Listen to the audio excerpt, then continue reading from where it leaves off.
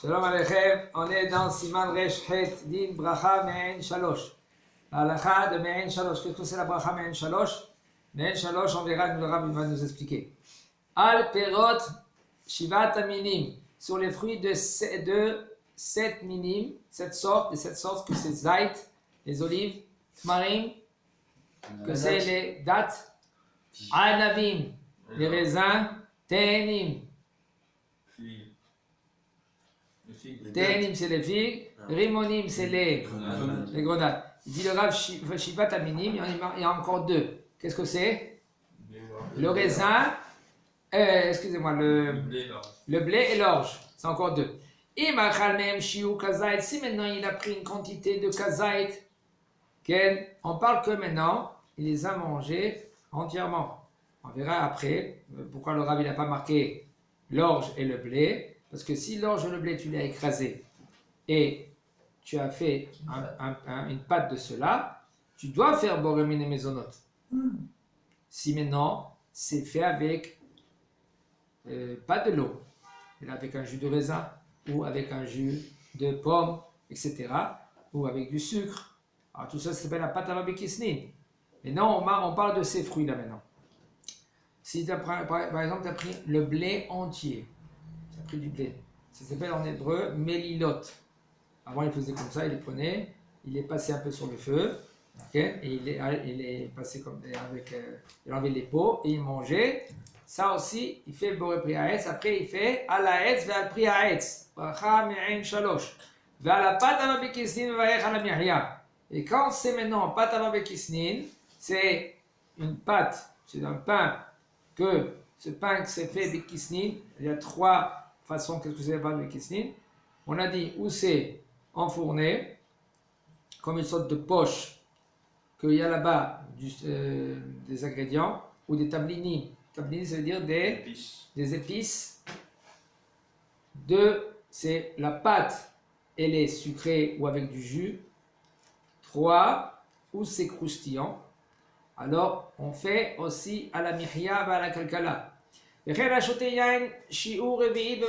Ainsi aussi quand lui boit du vin, une quantité de révi'it. Combien c'est une quantité Yitzhak de révi'it? 30 grammes. Non. 30 grammes, ça c'est 27 grammes, c'est une quantité de kazai. Révi'it, Aaron. 30 centilitres. Non. Haïm. 86 millilitres. 86 millilitres, c'est une quantité de révi'it. Alors là, il fait boré préagefen. Mais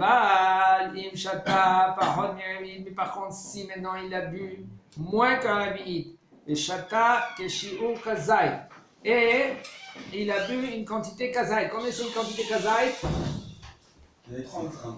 27 grammes, exactement. Adaba safek im chayav levaha haona. Maintenant il rentre dans un safek, il a comment? Il y a plusieurs mesures. Kazaït. Tu verras, je vais t'expliquer qu'est-ce que veut dire kazait.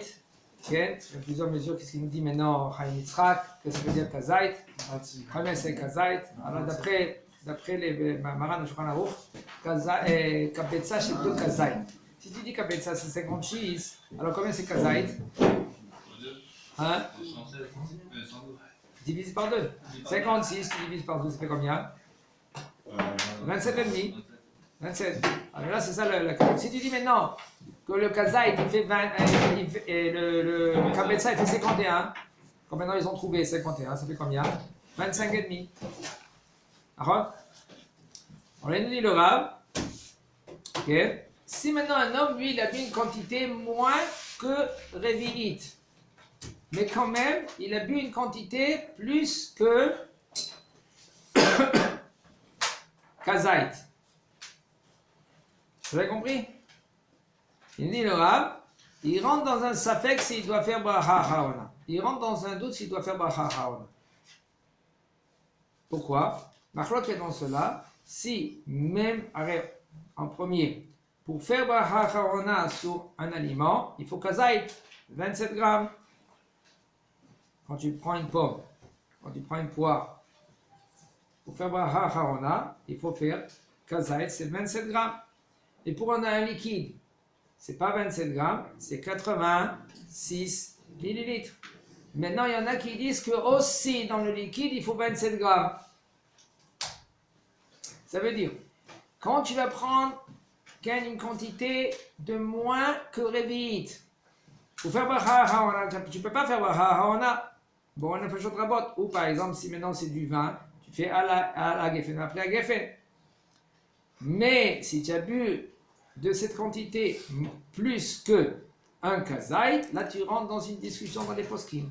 Peut-être tu dois oui faire à la geffen après à geffen ou Ça correspond à quoi, Kazaï, pour un liquide? 27 grammes. Pèse le. D'accord, mais pour une boisson.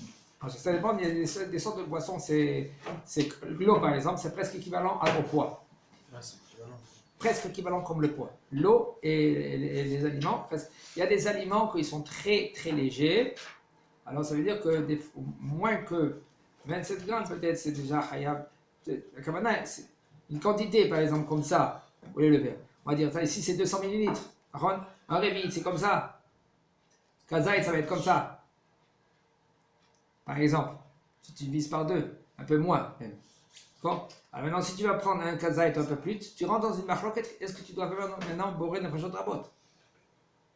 Parce que d'après certains avis, quand tu dis que quand c'est 27 grammes, même dans les liquides, tu es obligé de faire bracha haona. Alors il nous dira, quand même, qu'est-ce que nous on fait, nous, les séparades? On fait sabal. Qu'est-ce que ça veut dire sabal? Qu'est-ce que ça veut dire sabal bachod laquelle? Traduction. Ça fait que, dans un doute, brachot laquelle on ne fait pas la bracha. Ça veut dire dans un doute, puisque maintenant c'est machloket parce qu'il y en a qui disent kazait, il y en a qui disent revit. Seulement alors quand on a revit, alors on fait bracha haona.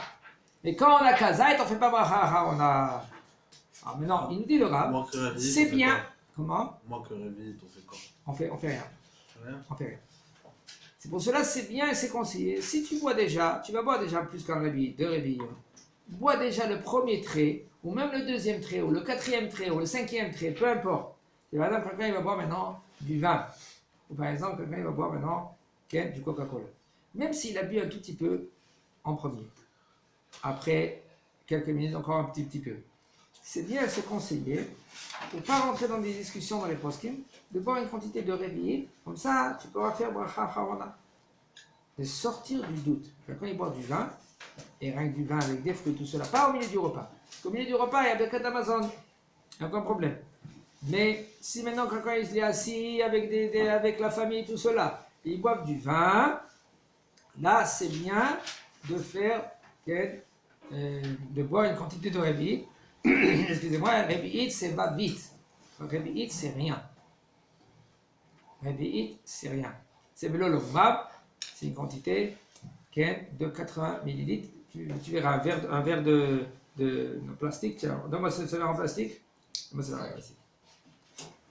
Voilà. Ça, c'est une quantité de 180. D'accord? Si c'est une quantité de 180, la moitié de ce verre-là, c'est combien? On va dire c'est ici. Vous êtes d'accord? Mais non. La quantité ici, c'est combien si on va diviser? C'est 90 millilitres. Quelqu'un qui boit un trait comme ça, il est obligé de faire bracha haona. Bon, voilà, si c'est du vin, à la geffen, après la geffen. Maintenant, s'il va boire maintenant, si on va dire 90, c'est ici. Maintenant, moins que 90, c'est combien? 44. On va dire c'est ici. Ça, c'est 44. D'accord? 45. Maintenant, moins que 45, c'est, on va dire, 10 millilitres. C'est comme ça. Déjà, une quantité comme ça, déjà, il rentre dans une marloquet de poskim. Dans des discussions dans les poskim. Alors, c'est bien de boire une quantité comme ça, peu importe quand. Si c'est maintenant, après ou tout à l'heure. Mais il faut qu'il boive une quantité de révit dans le temps de boire un révit pour faire boire haona. Mais si maintenant il prend un tout petit peu, comme ça, il n'y a aucun problème. Mais ça va très vite ça. Un homme il boit. Pour le kidouche, il n'y a aucun problème. Quelqu'un qui fait kidouche avec motzi juste après, pour se rendre qui du kidouche. Combien on a besoin pour se rendre qui du kidouche quand on va manger du pain ou des maisonnotes? Combien de quantités? 216, non? Pour la maisonnote. Non, je parle du kidouche. Maintenant, il fait kidouche à la maison. Vite. Hein? Kazaï de maisonnote, obligé. Maintenant, de quantité de vin. Combien? Non. Vite, Pas besoin de... Si maintenant un homme lui fait, écoutez bien, quand un homme il fait kiddush sans manger, on parle de l'homme lui-même, même qui va rendre quitte les autres, mais sans manger des maisonnotes ou du pain, il peut faire kiddush aussi. Mais là, il faut qu'il boit une quantité de révi'it, c'est 86 millilitres. Maintenant, si lui, il va manger motzi ou maisonnote, il n'est pas obligé de boire une quantité de révi'it. Combien de quantité il doit boire? Un rov révi'it. Rov révi'it, c'est par exemple une quantité comme ça. Ok. Et c'est quoi la quantité qu'il faut de motzi après? Qu'est-ce que ça veut dire rov révi'it? Je traduis. Rov révi'it, qu'est-ce que ça veut dire? Majorité d'un réveil. Une majorité de révi'it. Si le révi'it c'est 86 millilitres, la moitié de cela c'est combien? 47. 43. 43. Rov c'est combien? 44. 44 millilitres, tu es déjà rendu quitte du kidouche si tu vas faire motzi juste après ou maisonnote. C'est quoi, c'est à peu près la moitié de la moitié du... C'est ça? La moitié Si, déjà c'est à 180, la moitié c'est ici. Ouais, La moitié c'est combien? ouais, ça C'est ici. Même si t'as pas bu, Donc très vite, les deux autres, c'est bon. Un revenu. Attends, alors maintenant, on parle maintenant quand lui, le bonhomme, lui, il va manger maisonnote ou du pain. Oui, même sans boire, il peut manger. Comment? Même sans boire, il peut manger du maison du pain. On parle du Mekadesh. Ah. Selon le kidouche, tu es obligé, toi ou quelqu'un d'autre, de boire un robe réveillé dans le kidouche. Si toi, tu n'as pas bu ou quelqu'un d'autre, il n'a pas bu, vous n'êtes pas rendu quitte du kidouche. Donc moi, je peux faire kidouche, ne pas boire et laisser quelqu'un boire à ma place. Par exemple, mais c'est conseillé que tu goûtes un peu. Mais si par exemple, tu n'as pas goûté, mais il y a quelqu'un d'autre qui boit un réveillé, comme par exemple, c'est Mémé, elle veut que tu lui fais les kidouches. D'accord? Tu lui fais les kidouches. Mémé, d'accord, je viens ce soir, je te fais kidouche avant que je vais chez moi à la maison. Non, elle se prépare, elle met les halotes et tout cela, et toi tu lui fais les kidouches. Mémé, ça c'est du jus de raisin sans du sucre, parce que par exemple, elle ne veut pas avec du sucre. D'accord? Tu lui fais le kidouche. Ça va voir un bon après. Tu lui donnes à Mémé le jus de raisin. Elle boit un robe réveillé, une quantité comme ça, par exemple. Et elle est rendue quitte même que toi, tu n'as pas goûté le vin. Il y a des cabanas, il faut que je le dise avant. Oui, la seule kavana que tu peux le dire avant, Mémé, je te rends quitte, pense à te rendre quitte. C'est tout. Ça, c'est Donc obligé. si je bois le roi réveillé, combien il faut que je prenne de quantité minimum pour en motzi ou en... Motzi, le minimum c'est 27 grammes, Ok. mais pour que c'est pas bras, peut-être, bracha levatala et c'est conseillé, c'est pas bracha levatala en fin de compte, mais si tu de prendre un kabetza de pain. Ouais, ok. Un kabetza de pain c'est prendre un 56 grammes, oui. Donc, on continue. Et la reine envers bracha haonakla. Alors maintenant, puisqu'on est dans une discussion dans les poskim, il y en a qui disent 27 grammes, il y en a qui disent un révi'it. Ça, on doit faire pour faire bracha haona dans le liquide. C'est pour cela, quand on a un liquide de 27 grammes, on ne va pas faire bracha haona. Seulement quand on va faire dans 86 millilitres. C'est pour cela ça fait brachot le'akel. Mais les radrei atom lizer shishte parot mikazait, c'est pour cela, a priori, c'est bien et c'est conseillé de boire moins que kazait, des petites gorgées de tout type de baiser couler à alma et après tout le monde, on n'a pas besoin de faire bracha. On a oshishte revit bimatachad, où tu vas boire un revit d'un trait, c'est 86 millilitres. Dans cela, tu es obligé de faire bracha haona. Ça va vite fait. Un homme, il faut que, avant qu'il boit, avant qu'il mange, de se préparer. Quand un homme il va maintenant manger son repas, de préparer le cas. Qu'est-ce que tu vas manger avant, qu'est-ce que tu vas manger après, etc. Comme ça, de faire magaesh en premier maisonnote, ken, gefen, si tu as gefen, aetz, après adama. Pourquoi on devance à aetz et après adama? Parce que si tu vas faire adama, tu n'as pas pensé de ne pas rendre quitte le etz, et là peut-être tu as rendu quitte le etz, parce que le etz aussi c'est adama. Alors ça va vite. Si un homme il a fait adama et il y avait un fruit devant lui, ben, peut-être il a rendu quitte. Et nous qu'est-ce qu'on dit? On dit sabal. On sait avec barot laquelle on dit sabal. Qu'est-ce que ça veut dire sabal? C'est dans un doute, on ne fait pas la bracha. Si tu n'as pas pensé de ne pas rendre quitte, peut-être tu as rendu quitte, et c'est pour cela que tu ne vas pas refaire la bracha. Alors c'est pour cela qu'on doit faire le etz avant adama. Im istabek imerech me'en shalosh olo. Eno choser. Alors il faut savoir c'est machloket dans cela, dans les poskim, dans la Rishonim. Est-ce que bracha me'en shalosh c'est de la Torah ou c'est pas de la Torah? On sait la seule bracha, d'après Maran HaShulchan Aruch, c'est Birkat Hamazon, c'est la seule bracha que c'est de la Torah. Les 3 premières, exactement. Ça c'est les 3 premières, c'est de la Torah. Mais en shalosh, à la mechia vakakala, ou à la etz va priya etz, à la gefen va priya gefen, tout cette bracha là, c'est machloket rishonim. La halacha, elle te dit que c'est pas de la Torah. Mais quand même c'est un safek, ça reste un safek. Ma'inaf kamina. Quand c'est Birkat Hamazon, c'est de la Torah. Un homme il a oublié de faire la bracha, Birkat Hamazon. Il est déjà sorti. Excusez-moi, il est obligé de revenir à sa place de refaire Birkat Hamazon. Bracha me'en shalosh aussi. Mais si par exemple tu as déjà sorti dehors, eh bien on est mekelim, tu peux faire la bracha me'en shalosh dehors. Mais les chatchila, kava mekomo. Mazé kava mekomo, tu as fixé l'endroit. Dès que tu as mangé du pain, tu as fixé l'endroit. Maintenant, dans les autres aliments, chez Akolia Midvaro, pour Adama, eh ben là, tu n'as pas fixé l'endroit. Tu peux faire la bracha quand tu es sorti, bon, on a fait je t'envoie. Alors maintenant, il dit l'arabe, si maintenant un homme il est dans un safek, maintenant on est dans le doute. Un homme il est dans un doute. S'il a fait la bracha me'en shalosh, même qu'il y en a qui disent que c'est de la Torah, alors si maintenant c'est Birkat Hamazon, et un homme il a un doute, qu'est-ce qu'il doit faire?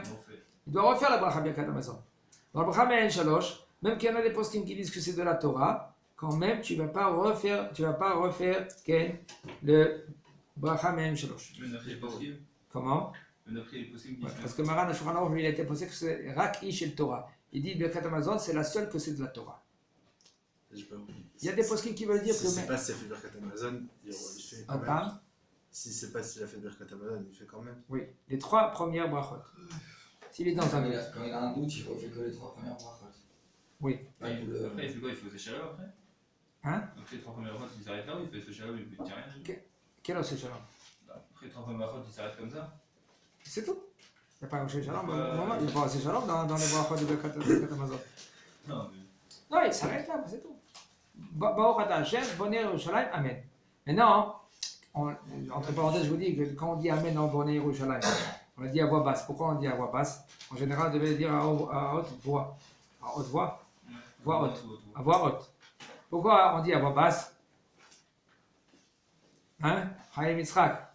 Faut qu'ils aient d'autres qui répondent. Justement, pourquoi je suis d'accord avec ça? Presque. C'est pour pas que les gens ils comprennent que nous, on a fini la Birkat Hamazon. En fait, quand on n'a pas fini Birkat Hamazon, on doit faire la 4e bracha. C'est pour ça qu'on dit on fait à voix basse. C'est une des raisons. C'est quoi? Quelle bracha? Atom Ma'abetiv. Du Birkat Hamazon. Maintenant, Atom Ma'abetiv, c'est la 4e bracha de Birkat Hamazon. Maintenant, quand un homme, lui, et si maintenant il a commencé, quel?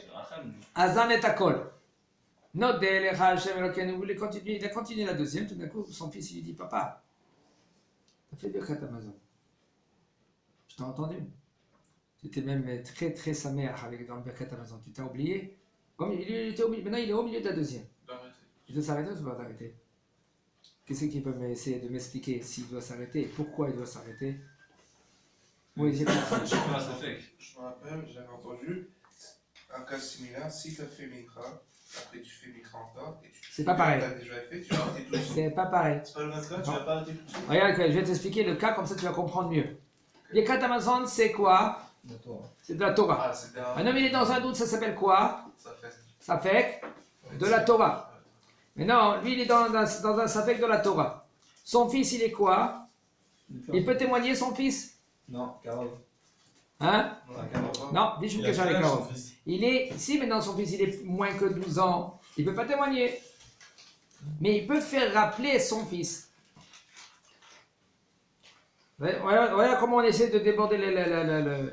Maintenant son fils, puisqu'il est moins que 12 ans, est-ce que lui, oui, il peut te dire, papa, je t'ai entendu faire Birkat Hamazon. Est-ce que son témoignage, ça compte, oui ou non? Alors, ça c'est aussi dans la Machloket des Poskim. Alors, il faut savoir que l'enfant, lui, toi tu te trouves dans un Safek des Rabbanan, de Horaïta. Safek de Horaïta. L'enfant maintenant, s'il a une Haskout de Nehemanout, tu sais que ton fils, c'est sûr et clair. Okay? Que lui, il t'a dit quoi? Lui, il est Neheman. Il est posé, il sait bien qu'est-ce qu'il dit. Tu le connais bien, c'est un enfant qui est juste. Et tu le crois tout le temps. Maintenant, toi, qui c'est qui t'a dit quand tu es dans un Safek, tu dois refaire? C'est Machloket. Alors, dans les discussions, est-ce que c'est la Torah qui t'a dit ou c'était Chachamim qui t'ont dit?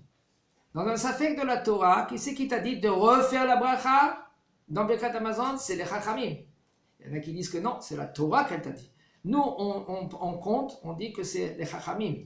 Ils t'ont dit. Alors là, puisque maintenant ton fils, tu sais clair que lui, c'est bon, il a la tête sur les épaules. Même qu'il a moins que 12 ans, il peut te t'éclacer. Si t'as fait te rappeler. Si maintenant il te fait rappeler et il te dit papa, écoute, je me rappelle, toi tu fais comme ça. T'as encore un doute, mais là, si t'es sur un C'est dans un doute, c'est clair dans un doute, ça veut dire que tu étais sous comme l'autre. Okay? Tu te rappelles rien de rien du tout. Alors là, c'est peut-être un problème. Ça, c'est une discussion. C'est non pas tout. Pourquoi? Parce que quand l'enfant il a moins que 12 ans, si maintenant il avait plus que 12 ans, comment on déborde l'affaire? Ed Echad Neheman Be'isurin. Vas-y, Ed Echad Neheman Be'isurin. Un témoin, il suffit pour les sauver. Ça veut dire quoi? Ed Echad Neheman Be'isurin, ça veut dire qu'il y a maintenant un morceau de viande. Et ce morceau de viande, maintenant, quelqu'un il te dit, ça c'est un viande tréfa, mais je l'ai acheté sur le boucher. Ça c'est un viande tréfa. Je sais, je l'ai vu, je connais. C'est un témoin. Tu dois le croire oui ou non? Oui. Pourquoi?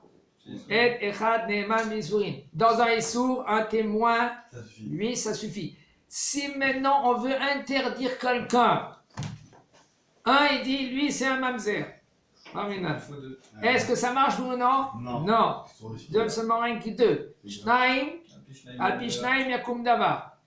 D'après deux, on va témoigner que lui, il est caché ou non. De le sortir de sa hazkat kashrut, on n'a pas le droit avec un témoin.